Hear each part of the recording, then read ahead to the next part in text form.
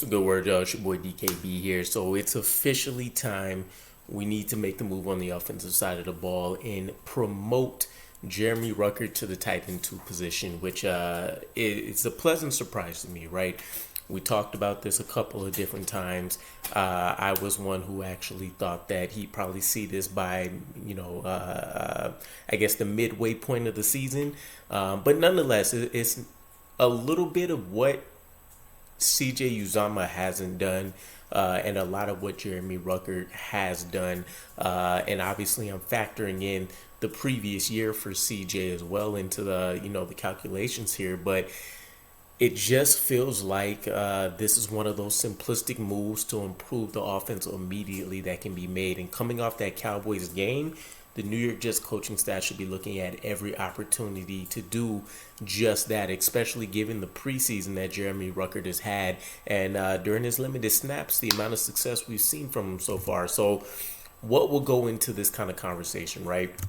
If we take it from the top, we signed CJ to a 3-year, $24 million deal. Now, at the time on paper, it looked really good, right? He was just coming off an excellent year with Joe Burrow as one of his main sources of production, hitting the end zone, being a major catch, yards after catch monster, right? That was the selling point for us.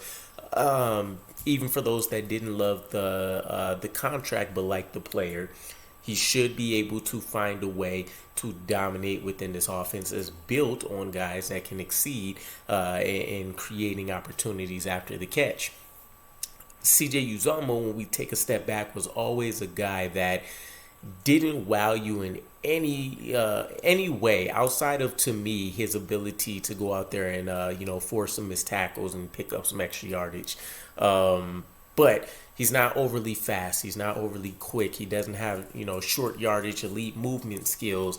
As a blocker, he definitely looked good on tape, but what we've seen hasn't been impressive. It's actually been downright disgusting at certain times. And so when you take a look at everything a tight end should be, especially the way things have developed in the NFL, you're not an amazing receiving threat. Uncheck that box. You're not an amazing blocker, at least for what we've seen for your duration with the New York Jets. Uncheck that box, and you don't have the versatility to go out there and be, spread wide, right? Not going to be a great slot receiver, not going to be a guy that you can line out on the boundaries and, kind of get the Jimmy Graham treatment. So considering what, at the very minimum, his role should have been for the New York Jets, which was it's still been overpaying. I mentioned this. At this point, Trayvon Wesco would have been an upgrade over what we've seen and gotten out of CJ so far at a much cheaper rate. But we were willing to go out there and risk things, right? The best thing that CJ has given us so far is that he's a great character guy. He's going to hold this locker room together. He's going to be that glue that's necessary when we see some guys kind of maybe getting to that breaking point. But I wouldn't want to pay guys $24 million just to be a good guy in the locker room. We need guys that are proven difference makers. And I would take a look at a guy like Stephon Diggs. He's probably a decent enough headache in that locker room when it comes to, people throwing around the diva wide receiver term. But when it comes down to business and on game days, he's a difference maker for that offense. And we're not getting that out of CJ. So, we have the contract. Obviously, a huge overpayment at this point. His most effective role, the floor for him should have been above average, maybe elite blocker. We're not getting that from him. And then in the receiving game, it shocked me to see this, right? Which is also, I was one of the people that was a little bit higher on him when he got signed, but seeing this stat, there's no way around it. He's averaged for his career 1.9 catches. I think that essentially attributed to per game. And then 19 for 19 yards per game. That's what, you should basically expect as the baseline for CJ for his career. Essentially 2 catches for 19 yards a game. That is something you can get out of any camp body that you bring up. And again, I would refer back to Trayvon Wesco being a huge upgrade over that at this point right now. I seen some on X Factor that basically ranked him as the 3rd worst run blocker for the Jets last year, and what we've seen so far this year. has not made any sort of improvements for him. And considering the entire left side of our offensive line is going through some major drama right now, not being able to be even a halfway decent blocker, CJ contributing to that doesn't help us in any kind of way. So, you add in on top of that, we mentioned the versatility and not being in his bag, something that's part of his skill set. You have Nathaniel Hackett, using him in receiving roles that he can actually implement and take advantage of. We've seen him out wide near the boundary in this recent game against the Cowboys. Again, we talked about the lack of speed. He can use his size, but even then, you got to at least still be able to get open. And his hands, for what it's worth, aren't elite either. He has He just generally been just below the mark of like 60% catch rate for his career. So not a guy that's going to see a tremendous amount of success there. Again, that 1 year with Joe Burrows was a year where he had an elite quarterback throwing to him, being able to make opportunities, and also still having guys like Jamar Chase and T. Higgins and Tyler Boyd there, along with Joe Mixon in the backfield to be able to take advantage. So you can't really key in on him, and he wasn't necessarily at the top of a defense's mind either when you want to talk about, matchups. But yeah, you have him getting, played in positions he's not going to be able to win. Out wide near the boundary, we've seen him in the slot.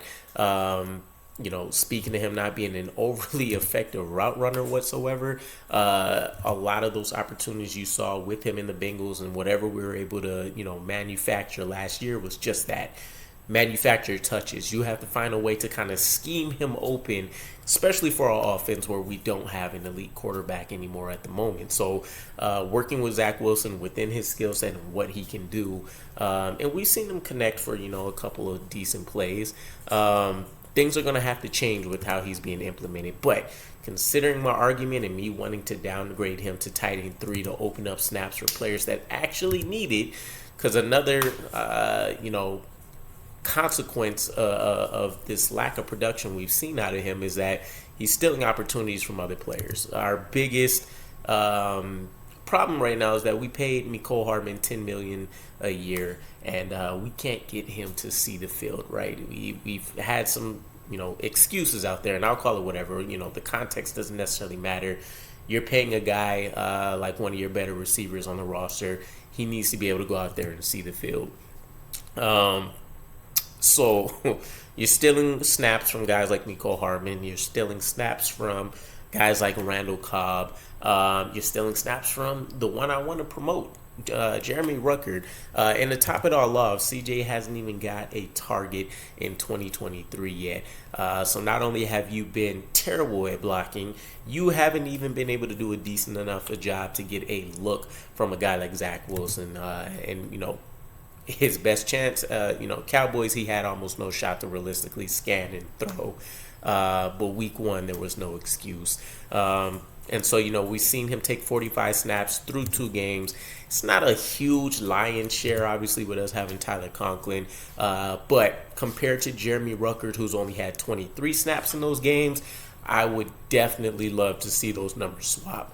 Let Jeremy Ruckert have 45. I guarantee you we see him have some level of production.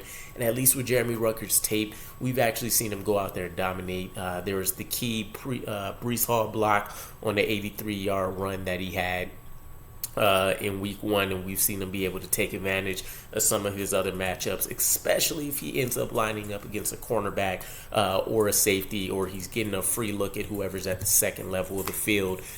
We've seen him do very well, especially since he's carried that from that final week 18 game in 2022, where we saw a lot of good things on tape from him as well. So so far you have CJ, who's not been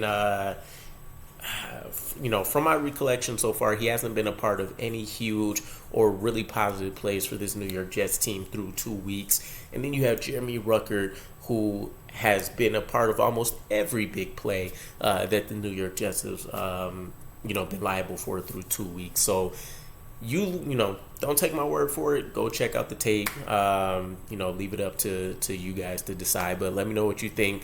Jeremy Ruckert is tight end 2 right now. Does that make all the sense in the world, or would you guys still argue we need to give CJ a chance?